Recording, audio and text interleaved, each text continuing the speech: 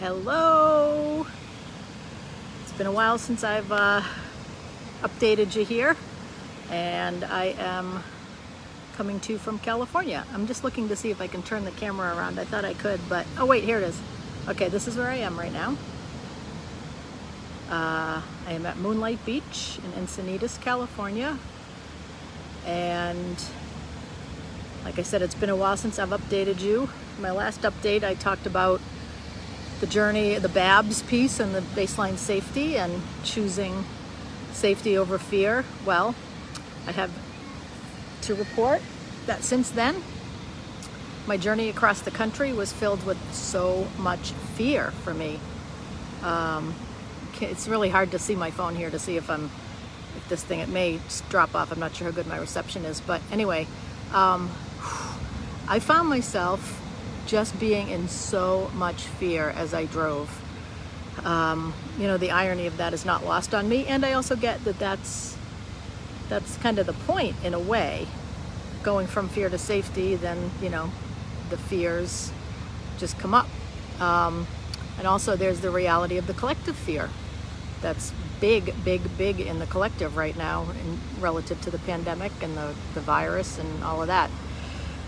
So as I drove through, it's so ironic, right? Because what I was most looking forward to as I was driving cross country was getting to the Rockies in Colorado, and then I was psyched to drive through the Rockies and see the Red Rock country in Utah. But once I hit Colorado and started going through the mountains, my car started really struggling to get up I call them hills, but they're mountains, But I hope you can hear me over the ocean and the helicopter and stuff. Sorry if not. I should have my AirPods in, but anyway, sorry about that.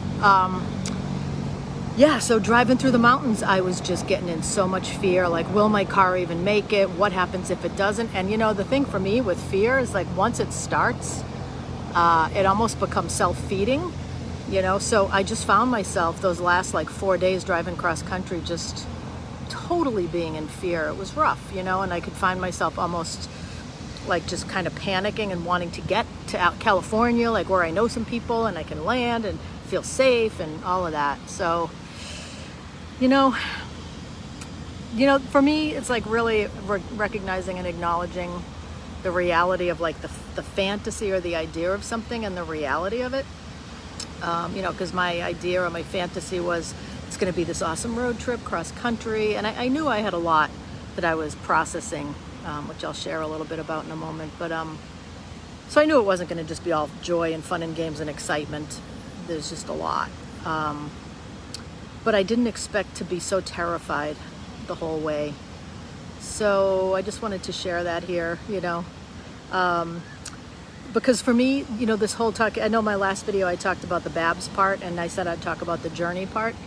I think of everything as a journey. One of my clients said to me not too long ago, he said, young man said, you're the first person that ever mentioned to me that life is a journey. And that was so impactful for him, because it reframed his life for him and some of the challenges he had been through.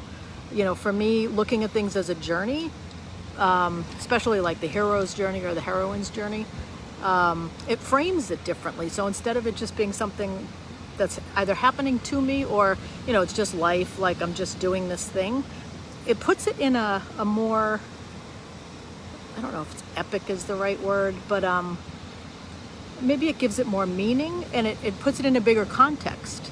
So rather than just going through the fear that I was going through on this trip, for instance, I can see it as part of my journey, like this fear journey and go to safety journey, So I find it really helpful to frame things as a journey. So that's what I'm doing with this trip now. I tend to look at everything as metaphorical. What's the meaning in it? How can I take it and use it to draw meaning from it? So I invite you to do the same. Reframe your life rather than just I'm a mom and I have kids and they're doing school and whatever the challenges are. To really think about it as you are the heroine in that journey for you. And when you start to look at it that way, it takes on a whole different things. Gosh, I guess I'm still on. Okay, good. So I guess the last thing I'll say here, I don't want to make this too long, but You know, when I wanted to share about the journey, you know, I shared the excitement about this trip and relocating and all that in my first post, and how I sort of set this whole thing up. And, you know, the truth is, in addition to that, the truth is that this comes on the heels of like major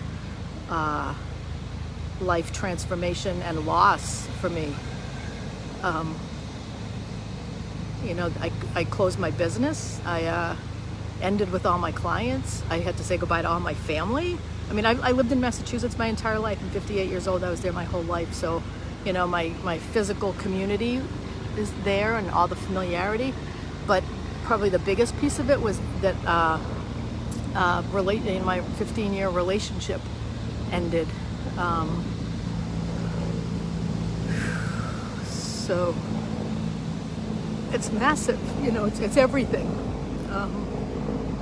So, you know, even though I know all of those things were right to do, they're all heartbreaking, you know, so the right thing isn't always or even often the easy thing.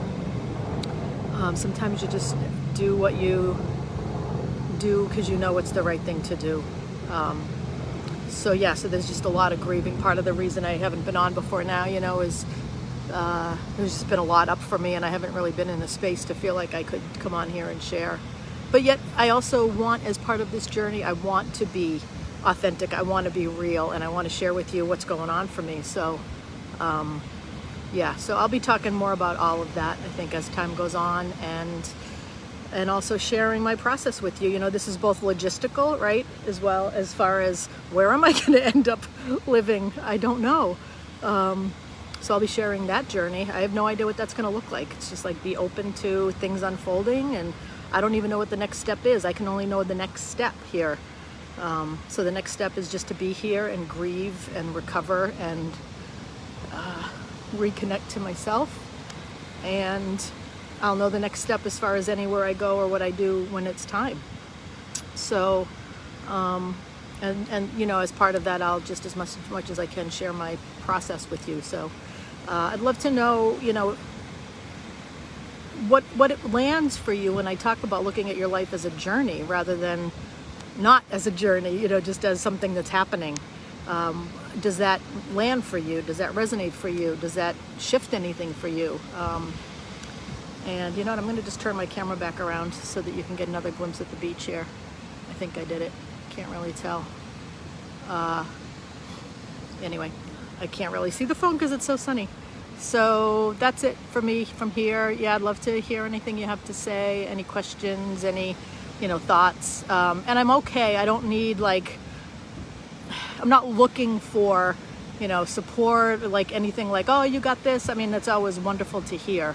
But I'm just wanting to share my journey, and I'd much rather hear about how this lands for you and what it brings up for you. So, all right, that's it. I'm going to see if I can end this thing not being able to see my phone. Let's see. This is kind of fun.